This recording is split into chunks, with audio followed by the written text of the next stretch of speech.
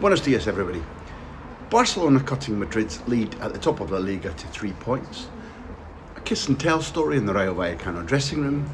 The king of horrible haircuts scoring again and truly rediscovering his Samson powers. A Nico Williams thunder blaster, I know some of you call it a thunder bastard. Girona playing the hokey cokey, in, out, shake it all about with the relegation zone. Villarreal chanting, give me more Moreno. And big old brass band magic at the Mestalla. That's what Jornada 12 had for us all over the last 3 days. The Catalan front pages are all full of comfort and joy today after the Battle of Balaídos brought the 66th goal scored in a Barcelona match in their 14 outings this season. Stand down, mathematicians. That's over 4 goals per game.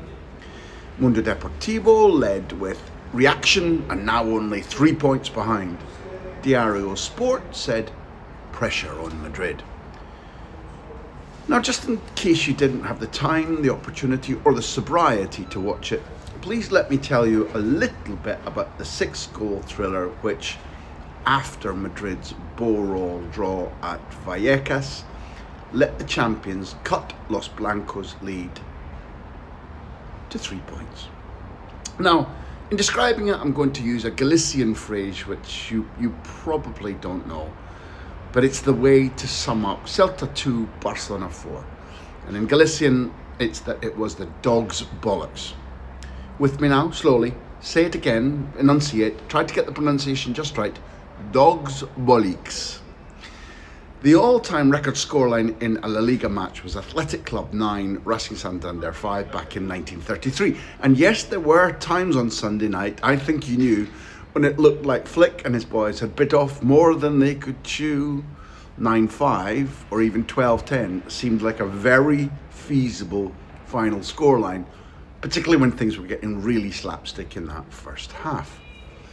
A little side note, the introduction of the CXC capital so that La Liga sides could improve their stadium, their IT, their modernisation everywhere, particularly the training grounds and so on.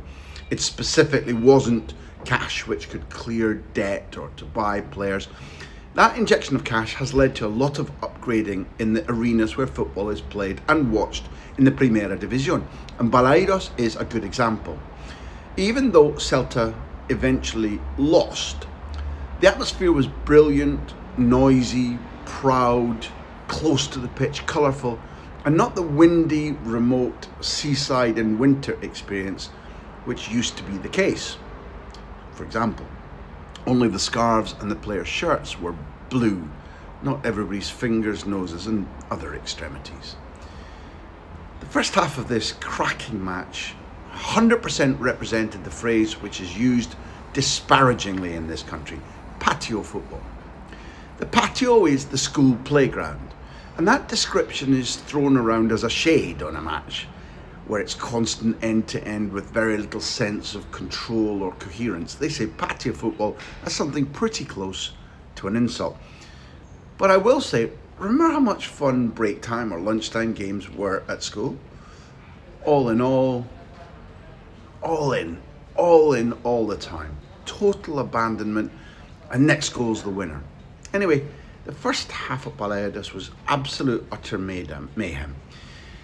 Lewandowski scored his 89th out of 100 penalties for club and country. Kudos to Pedro the Interceptor Jensen for that stat. Another of Celta's canteranos, Carreras, set off on a jolly spree in behind enemy lines, which were situated in a different postal district to Wojciech Szczesny at the time to make it 1-1. Yes, the high line again. And then Lamine started dishing out magic, pure magic. The Panda in the Spain squad again, Borja Iglesias, well done, scored a bosker of a shot, and it just went on and on and on. What changed everything is that Barcelona began to look after possession and Celta didn't. Rashford completed 3 assists, no one else will count the middle one, but I do, and Lewandowski scored 2 extremely good goals to complete his hat-trick.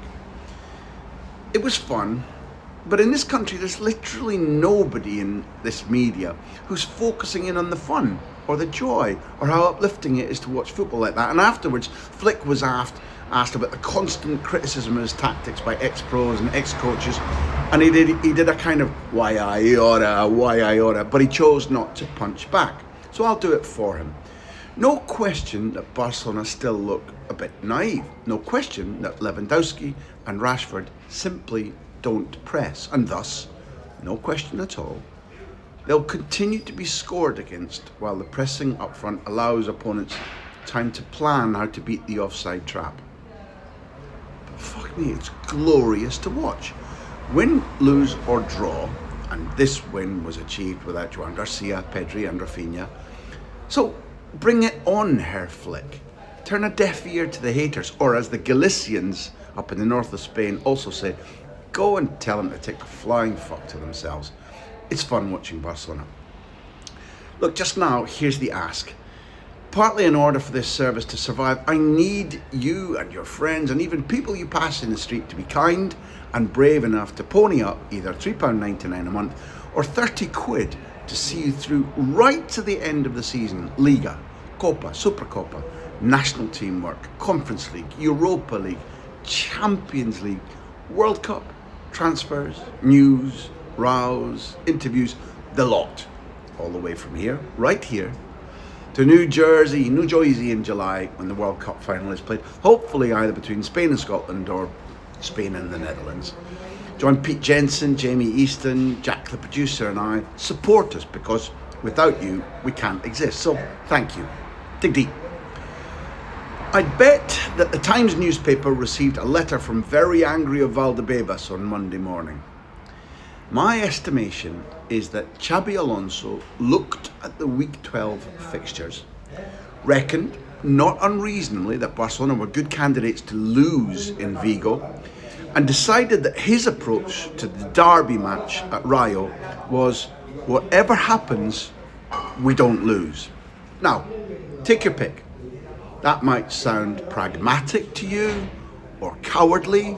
Well, the fact remains that after Sunday afternoon's match, Madrid have now only won once in 6 visits to this rebel neighbourhood, Vallecas.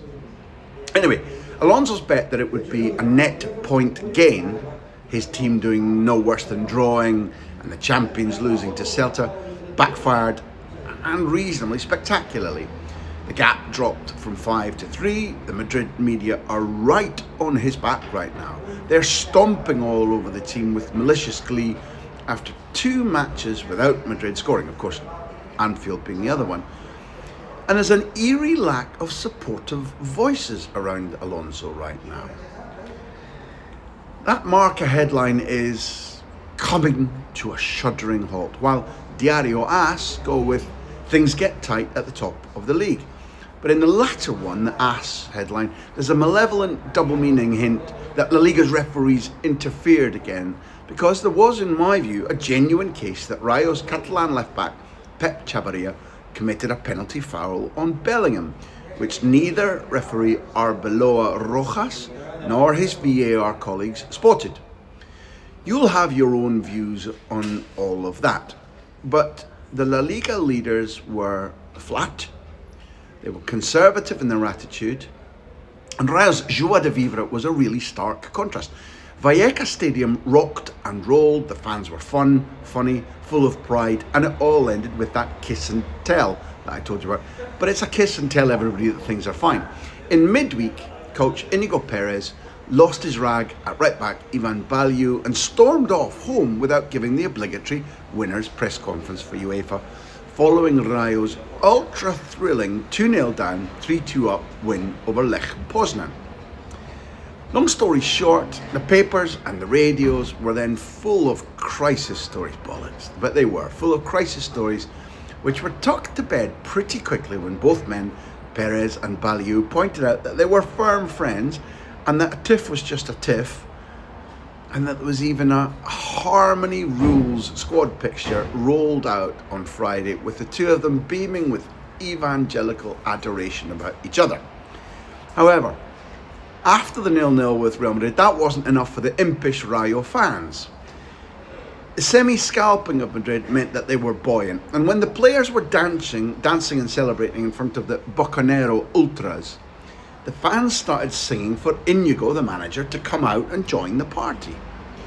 Oscar Valentin, and in this case the lovebird nominate of determinism, Oscar Valentin trotted down the tunnel and hauled Inigo out of an interview so that he could come and acknowledge the mischievous fans, who then started chanting something which you only really get at Spanish weddings, when the reception is interrupted with the demand from the crowd for the bride and the groom to kiss. It goes like this: que se besan, que se besan. They have to kiss, they have to kiss. It all got a bit giddy, but gaudy. They are a fun club, except for the right-wing arsepiece president. Okay, now, best of the rest. Atleti won again, and now they're only 6 points off the top, particularly because Antoine Griezmann has rediscovered not only his love of football, but he's rediscovered where the net is too. Before the Madrid derby in late September, the Frenchman had gone since February the 1st across 22 matches without scoring. He got the 5th against Madrid that day, then scored immediately afterwards against Eintracht Frankfurt in the Champions League, and now he's hit 3 goals in his last 2 LaLiga matches. His hair still looks like it was fashioned by an Appalachian redneck in the early 1970s. You know, like an extra from Deliverance. But what a fun player to watch he's been over his 202 La Liga goals for La Real, Barcelona and Atleti. Now, Nico Williams and his Thunder Blaster. He's been giving off worrying signs recently that his groin injury is debilitating, and it wasn't even a certainty to make the Athletic squad for their home match against Oviedo. But Williams scored one of the goals of the season.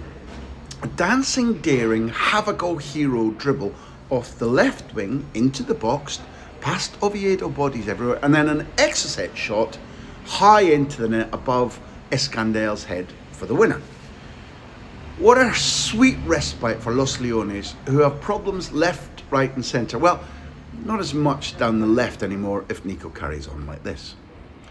Mestalla's big brass band, yes, there really is one there every single match, blasted out the Valencia anthem with extra vigour on Sunday afternoon. Then Los Che and Betis went after each other in a real corker of a match.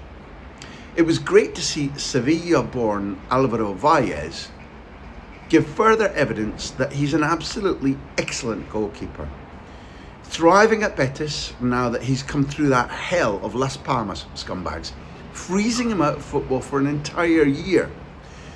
Not so great to see further evidence that despite his ability, Arnau Danjuma has a football brain the size of a pea. Great equaliser scored by Luis Rioja. Cheers, let's have a tinto everybody. And a lovely little spat between players and coaching staff at the end. We do love a Rami. Villarreal kept their unfeasible title challenge alive with a good win at Espanyol. Well, of course, Gerard Moreno fulfilled that role by scoring against his ex-club. Your ex has always come back to haunt you. He's on a little goal spree now, and young Molero also hit the net for the 2nd week in succession, and Molero, ex of Las Palmas, picked up consecutive Man of the Match awards. He's thriving. A Spain call-up, senior side, can't be far away. Single goal wins for Sevilla, Girona and Mallorca. And now we've got the international on the horizon, with Spain needing to cope without Pedri, away to Georgia, who are on my mind, and Turkey, who I hope will be voting for Christmas. Thanks for watching, all of you. Make yourself a paid socio right now. Make yourself a made man or woman, and then stay tuned.